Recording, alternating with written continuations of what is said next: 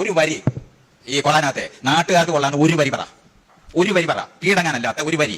നിന്നെ പോലെ നിന്റെ അയൽക്കാരനെ സ്നേഹിക്കണം എന്ന് യേശുക്രിസ്തു പറഞ്ഞിട്ടുണ്ട് എന്ന് പറയുന്ന തരത്തിൽ കൊള്ളാവുന്ന ഒരു വരി പറ. ശത്രുക്കളോട് പോലും നിങ്ങൾ മര്യാദയോട് പെരുമാറുക എന്ന് പടച്ചിറപ്പിന്റെ കൽപ്പന കൊണ്ട് തന്നെ ഇദ്ദേഹത്തോടുള്ള എല്ലാ ബഹുമാനങ്ങളും വെച്ചുകൊണ്ട് പറയുകയാണ്.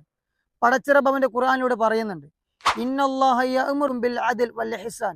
തീർച്ചയായിട്ടും നിങ്ങളുടെ റബ്ബ് ജനങ്ങളോട് നല്ല രീതിയിൽ നീതിയോടെയും നന്മയോടെയും കൂടി പെരുമാറാൻ വേണ്ടിയാണ് കൽപ്പിക്കുന്നുള്ളത്. ഇനി ആദരവായ പ്രവാചകരുടെ വാക്കുകൾ എടുക്കുകയാണെങ്കിൽ, ഇർഹമു മൻ ഫിൽ അർളി യർഹമുക്കും മൻ ഫിസ് സമാ. നിങ്ങൾ ഭൂമിയിലുള്ളവരോട് കരുണ കാണിക്കുക.